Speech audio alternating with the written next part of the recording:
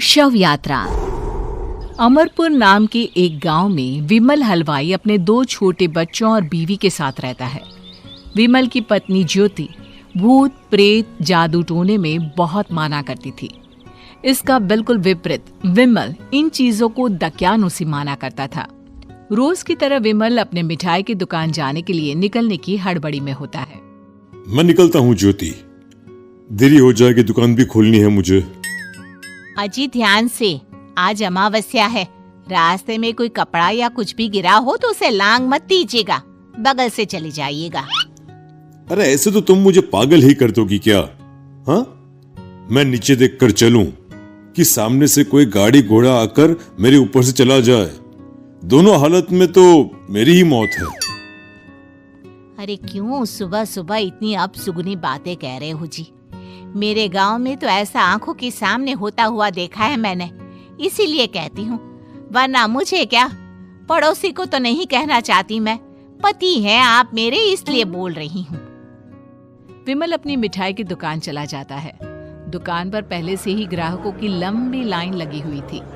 ये लो, वहाँ ज्योति अमावस्या को लेकर परेशान है और आज तो हमेशा से ज्यादा ही लंबी लाइन लगी पड़ी है। अच्छी खासी बिक्री होगी आज। विमल दुकान खोलता है। एक के बाद एक ग्राहक उसकी दुकान पर मिठाई ले रहे होते हैं। तभी गांव की एक बूढ़ी औरत विमल से कहती है, जिस तेजी से बिक्री हो रही है, कहीं किसी की नजर ना लग जाए, नींबू मिर्ची टांग ले।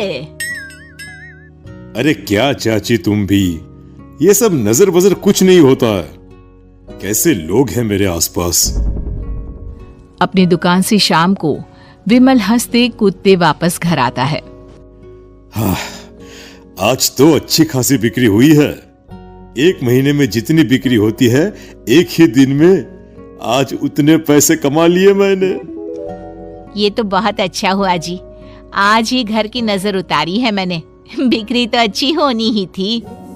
अच्छा, तुम खाना लगा दो, सारा माल बिक चुका है। मुझे शहर जाना होगा, कुछ चीजों की जरूरत पड़ेगी।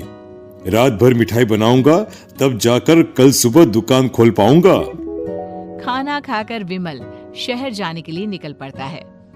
सुनिए जी, ध्यान से जाइएगा। चौरस्ते पर किसी जादू टोने की चीज पर पैर मत रख दीजिएगा। हे भगवान, हद हो गई ज्योति, ये तो मैं जा रहा हूं। विमल गुस्से से शहर जाने निकल पड़ता है। रात का काला घना अंधेरा, चांद की एक भी किरण ना होने के कारण अंधेरे में कुछ भी देख पाना मुश्किल था। जंगल के बीच के एक अधकच्चे रास्ते से विमल जा रहा होता है।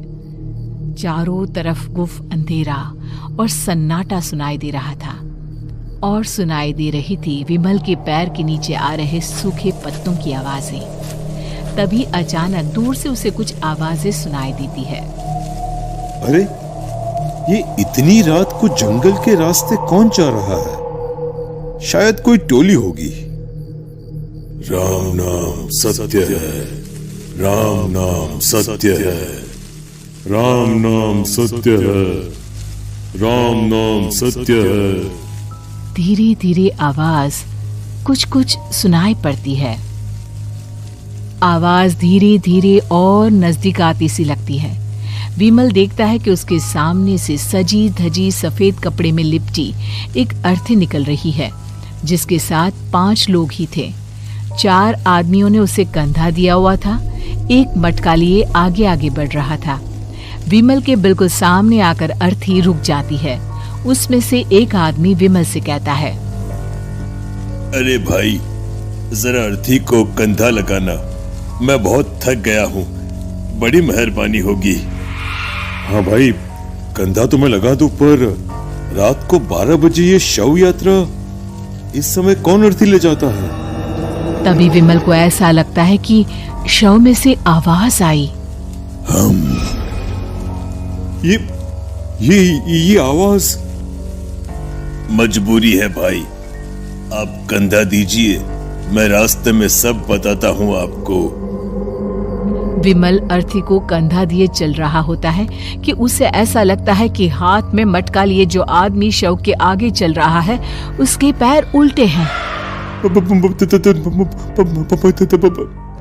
क्या हुआ भाई, हकला क्यों रहे हो? वो आपके साथी के पैर उल्टे। विमल अपनी बात पूरी भी नहीं कर पाता कि वो देखता है कि उस आदमी के पैर तो सीधे ही हैं। अरे नहीं, कुछ नहीं, मुझे शायद वहम हुआ होगा। धीरे धीरे सब आगे बढ़ रहे होते हैं। तब विमल को अचानक लगता है मटके में से एक हाथ बाहर आ रहा है। विमल घबरा जाता है। इसके पहले वो कुछ बोल पाता, कल्लू कहता है, मेरा नाम कल्लू है। हम 6 दोस्त थे, जिसमें से एक को तो तुम सोया हुआ देख रहे हो। इतनी पक्की दोस्ती थी कि जैसे हम सब सगे भाई हैं। पर किस्मत का कोई क्या कर सकता है। आज से 4 साल पहले एक नदी में हम सब नहाने गए थे, जिसमें डूबकर राजेश की मौत हो गई।